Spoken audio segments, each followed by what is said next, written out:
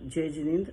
मैं अर्चना सेठी सेमेस्टर 10 के पेपर 1 परीक्षा मुख का पेज 1 से 12 तक का गणधर कर रही हूँ।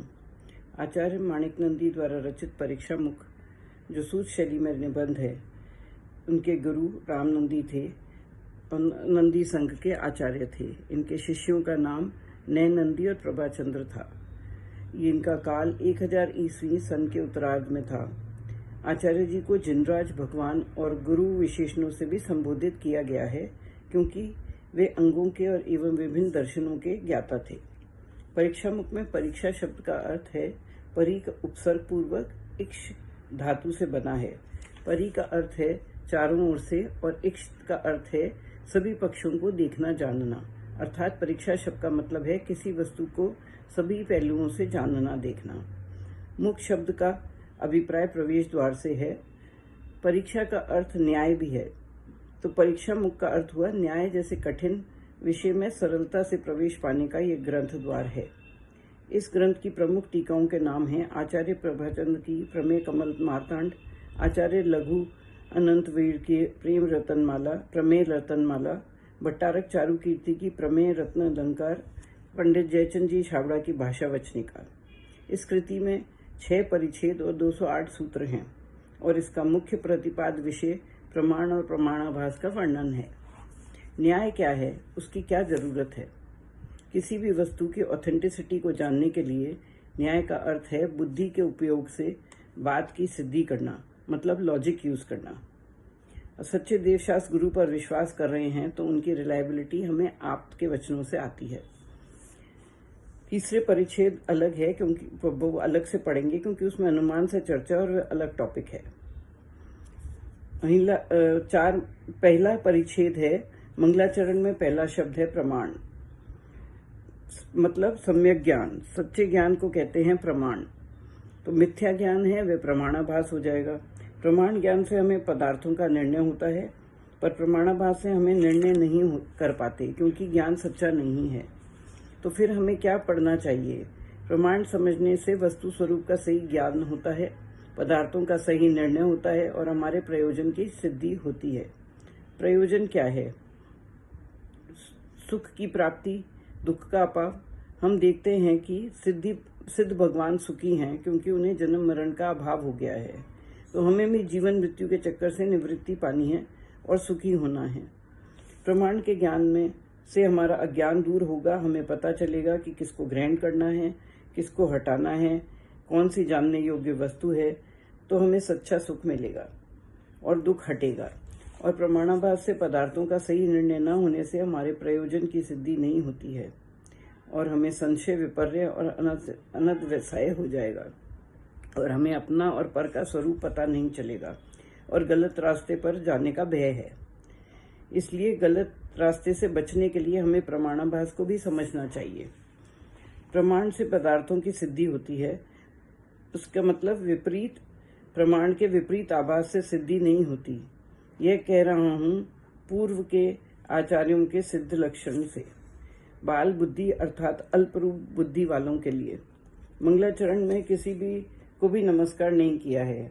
मंगलाचरण कायिक काया से होता है, वाचिक वचनों से होता है, मानसिक मन से भी होता है। वाचिक जो है वह बद्ध और निबद्ध होता है। तो जब ग्रंथ लिखना शुरू किया तभी उसी को मंगलाचरण स्वरूप मान लिया है। पहले परिच्छेद में प्रमाण की ही चर्चा है। प्रमाण किसे कहते हैं? तत्वार्थ सूत्र में कहा है सम्यक ज्ञानम प्रमाणम। प्रमाण और नय ज्ञान के भेद हैं या ज्ञान के अंश भी कह सकते हैं, क्योंकि इसके द्वारा ही वस्तु के स्वरूप को समझ सकते हैं। ज्ञान को प्रमाण या नय से समझ सकते हैं। अन्य भारतीय दर्शन में जो भारतीय दर्शन हैं, जैसे न्याय, वैशेषिक, सांख्य, योग, मीमांसा, वेदांत, ये सब आस्तिक दर्शन हैं और जैन, बौद्ध और चारवाक दर्शन नास्तिक दर्शन हैं। न्याय के ग्रंथ अपने मत को स्थापन और अन्य मत का खंडन है। पहले सूत्र में प्रमाण का लक्षण बता रहे हैं। स्व का मतलब अपने, अपूर्व का मतलब जो पूर्व में नहीं है और अर्थ मतलब पदार्थ, व्यवसायत्मक मतलब निश्चयात्मक। जहाँ निर्णय हो जाता है वह निश्चयात्मक है। अपने और पहले न जाने गए पर पदार्थों के स्वरूप के निश्चयात्मक ज्ञान को प्रमाण कहते हैं। दूसरे सूत्र में कहते हैं ज्ञान प्रमाण रूपी है। हित की प्राप्ति और अहित का परिहार में जो समर्थ है वह ही ज्ञान है, और ज्ञान ही प्रमाण है या प्रमाण ही ज्ञान है। पदार्थों के गुण दोषों की पहचान होने को ही ज्ञान की प्राप्ति कहते हैं। यहाँ पर दीपक वस्तुओं को प्रकाशित कर सकता है पर प्राप्त नहीं कर सकता। वस्तुओं को प्रकाशित करना ही दीपक की प्राप्ति है। दीपक और ज्ञान एक जैसे हैं, अपना व दूसरों का ज्ञान कराते हैं। इसमें स्व और पर का ज्ञान आता है। इस सूत्र में आचार्य जी ने बताया है कि ज्ञान ही प्रमाण है और अज्ञान रूप सन्निकर्ष आदि प्रमाण नहीं है, क्योंकि सन्निकर्ष अचेतन है व उससे सुख की प्राप्ति व दुख का नाश नहीं हो सकता। पदार्थों की प्राप्ति ज्ञान के अधीन नहीं है, वह तो पुरुष की इच्छा और योग्यता के अधीन है, जो चारित्र गुण का कार्य है। जानना ज्ञान गुण का कार्य है। ज्ञान हित में प्रवृत्ति और अहित में निवृत्ति कराता नहीं है, मात्र उनका ज्ञान कराता है, यही उसका कार्य है। अतः यह ज्ञान की प्राप्ति का तात्पर्य मात्र उन्हें जानना ही है। जो वस्तु जैसी है उसे वैसी ही जानना ही प्रमाण है, वह ज्ञान रूप ही है। तीसरे सूत्र में इसमें निश्चयात्मक की चर्चा है। आत्मकम का प्रयोग बौद्धों के खंडन के लिए किया गया था, क्योंकि वे निर्विकल्पता को मानते हैं। अनुमान की तरह है। उदाहरण देकर के उन्होंने कहा था, निश्चयात्मक निर्णयात्मक होता है। आचार्य जी अनुमान को मानने वालों को कह रहे हैं कि जिस तरह तुम अनुमान को मानते हो वैसे ही प्रमाण भी निश्चयात्मक है। निर्णय तब होगा जब वहां कोई दोष नहीं होगा, कोई प्रॉब्लम नहीं होगी, संशय विपर्य अनध्यवसाय नहीं होंगे। इन तीनों दोषों को आचार्य जी ने समारोप कहा है।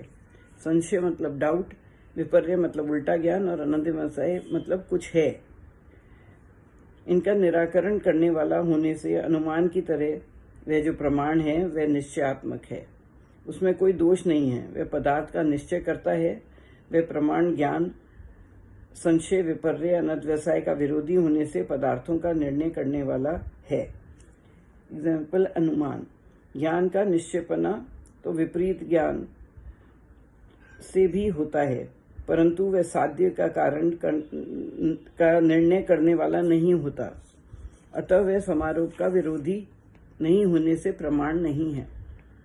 चौथे सूत्र में अनिश्चित अपूर्व अर्थ, जिस पदार्थ को पहले किसी प्रमाण से निश्चय नहीं किया गया हो उसे अपूर्वार्थ कहते हैं।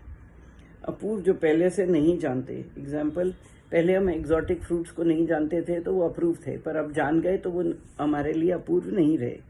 ऐसे ही सर्वज्ञ का ज्ञान जो है वो अपूर्व नहीं है, वह धारावाहिक है। धारावाहिक मतलब एक ही तरह का ज्ञान लगातार होते रहना।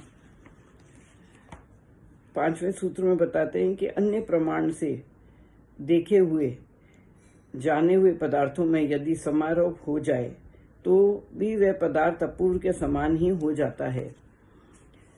इस सूत्र में जानी हुई वस्तु के अपूर्व के समान होने के तीन कारण हैं: संशय होना, विपरीत ज्ञान होना और अनिर्णय की स्थिति होना, धुंधला आकार हो जाना या भूल जाना। हमारे निश्चय से किए हुए ज्ञान में उक्त तीनों कारण उत्पन्न होने पर हमें पुनः उनका निर्णय अन्य ज्ञान से करना पड़ता है।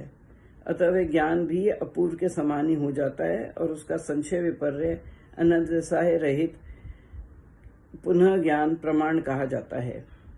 इस प्रकार हम देखते हैं कि जैन दर्शन में कथनचित अपूर्व पदार्थ को प्रमाण का विषय माना है, सर्वथा अपूर्व पदार्थ को नहीं। यदि सर्वथा अपूर्व का प्रमाण माना जाएगा तो निम्न दोष आएंगे। एक चंद्रमा में दो चंद्रमा का ज्ञान अपूर्व विषय वाला होने से प्रमाण की श्रेणी में आ जाएगा। पूर्वार्थ ग्राही ज्ञान, गृहीत ग्राही ज्ञान, स्मृति, प्रत्यभि ज्ञान आदि परोक्ष ग्राही ज्ञान में प्रमाणता संभव नहीं होगी। केवल ज्ञानी का ज्ञान भी प्रमाण नहीं कहलाएगा। प्रभाकर मीमांसावाद वाले सर्वथा अपूर्व अर्थ को ही प्रमाण मानते हैं, अतः उनके मत में उक्त दोष आ जाते हैं। जैन दर्शन में कथनचित अपूर्व अर्थ को प्रमाण मानते हैं तो उनके मत में उक्त दोष नहीं आते हैं, क्योंकि केवल ज्ञानी का ज्ञान कथनचित गृहीत ग्राही है, सर्वथा नहीं।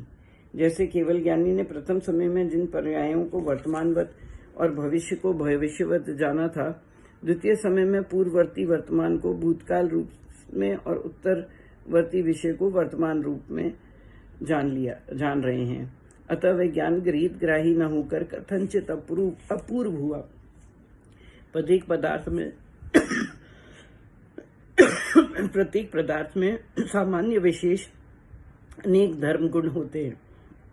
उनमें से किसी एक गुण या धर्म का किसी एक प्रमाण से निश्चय होने पर भी दूसरे गुण या धर्म और पर्याय की अपेक्षा वे पदार्थ दूसरे प्रमाण के लिए अपूर्व अर्थ हो जाता है, क्योंकि दूसरे गुण, धर्म अथवा पर्याय को हमने पहले नहीं जाना था।